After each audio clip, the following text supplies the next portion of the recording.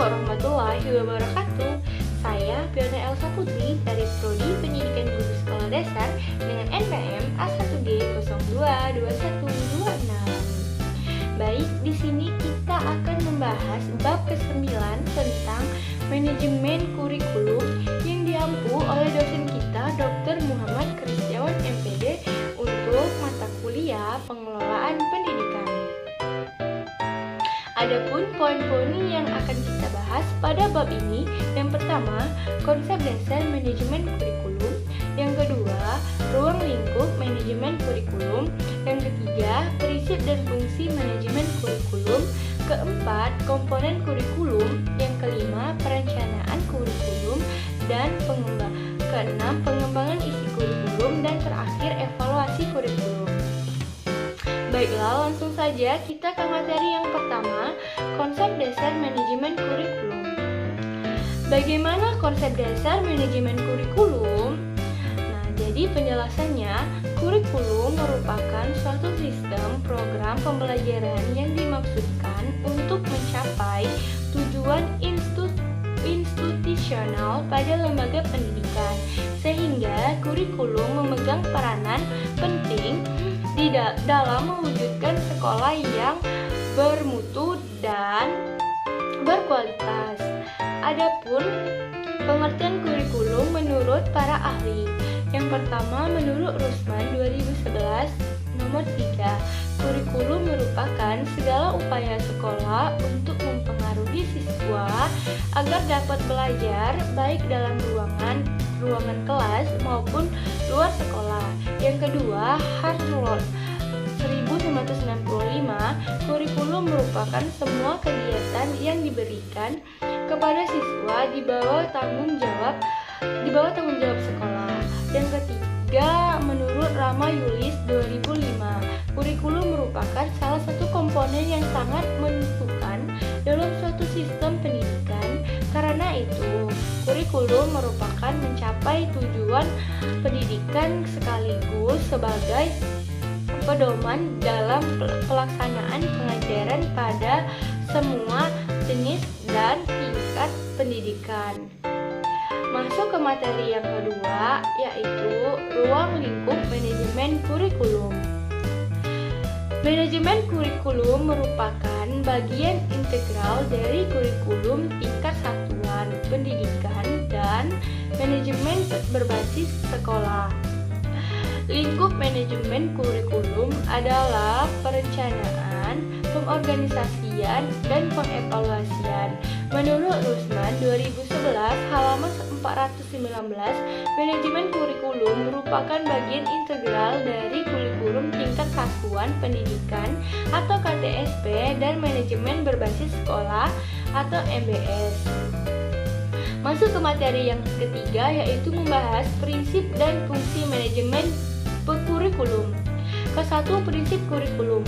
Prinsip kurikulum terdiri dari 5 poin. Yang pertama, prinsip relevansi. Yang kedua, prinsip fleksibilitas.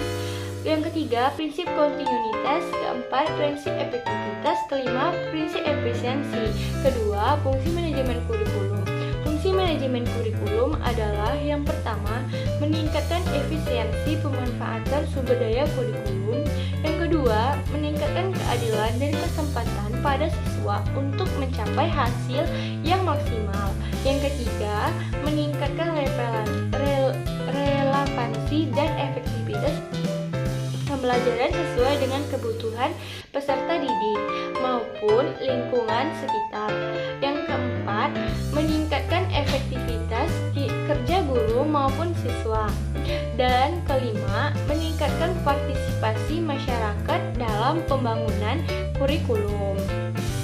Keempat, komponen kurikulum. Bagaimana penerapan komponen kurikulum? Komponen-komponen yang membentuk sebuah kurikulum adalah sebagai berikut. Yang pertama, tujuan yang ingin dicapai oleh pendidikan. komponen bertujuan berhubungan dengan arah atau hasil yang ingin dicapai atau diharapkan. Kedua, isi kurikulum. Isi kurikulum menyangkut semua aspek baik yang berhubungan dengan pengetahuan maupun materi pembelajaran yang biasanya tergambar pada isi setiap mata pelajaran yang diberikan maupun aktivitas dan kegiatan siswa. Ketiga, metode atau strategi pembelajaran. Strategi berkaitan dengan upaya yang harus dilakukan dalam rangka pencapaian tujuan. Strategi yang ditetapkan dapat berupa strategi yang menempatkan siswa sebagai pusat dari setiap kegiatan ataupun sebaliknya. Yang keempat, evaluasi atau penilaian. Pembelajaran evaluasi merupakan komponen untuk melihat efektivitas pencapaian tujuan. Dalam konteks kurikulum, evaluasi dapat berfungsi untuk mengetahui apakah tujuan yang telah ditetapkan telah tercapai atau belum. Keempat, perencanaan kurikulum. Perencanaan kurikulum adalah perencanaan kesempatan belajar yang dimaksudkan untuk membina siswa ke arah perubahan tingkah laku yang diinginkan dan menilai sampai mana perubahan yang telah terjadi pada diri siswa.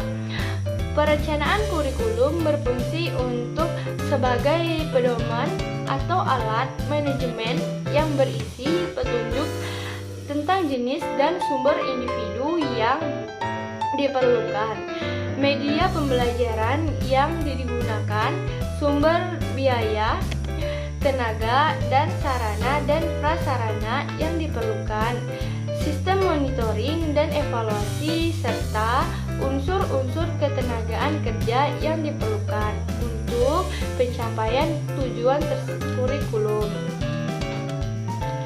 Selanjutnya, model IMP implementasi kurikulum. Miller dan Seller 1985 halaman 249 menggolongkan model implementasi kurikulum menjadi 3 bagian, yaitu sebagai berikut. Yang pertama, The Conference Basic Adaptation Model CBAM merupakan sebuah model yang dilakukan dengan mengidentifikasi tingkat kepedulian guru terhadap sebuah inovasi kurikulum. Yang kedua, model Lead Board. Model ini memfokuskan pada guru. Asumsi model ini adalah A. Setiap guru mempunyai kesiapan yang berbeda. B. Implementasi merupakan proses timbal balik. C. Pertumbuhan dan perkembangan. Dimungkinkan adanya tahap individu untuk identifikasi. Ketiga, model Tori. Model ini digunakan untuk menggugah masyarakat mengadakan perubahan. Dengan model ini diharapkan adanya minat guru memanfaatkan perubahan. Keenam, yaitu evaluasi kurikulum. Evaluasi kurikulum merupakan pemeriksaan secara terus-menerus untuk mendapatkan informasi yang meliputi siswa, guru, program pendidikan, proses pembelajaran untuk mengetahui tingkat perubahan siswa dan ketepatan keputusan tentang gambaran siswa dan efektivitas program. Yang dievaluasi adalah sebagai berikut. Yang pertama, proses analisis kebutuhan dan kelayakan. Yang kedua, proses perencanaan dan pengembangan. Yang ketiga, proses implementasi atau pelaksanaan. Yang keempat, proses evaluasi kurikulum. Dan kelima, proses perbaikan kurikulum. Itulah dia penjelasan materi bab 9. Sampai bertemu di bab 10 ya guys. Terima kasih.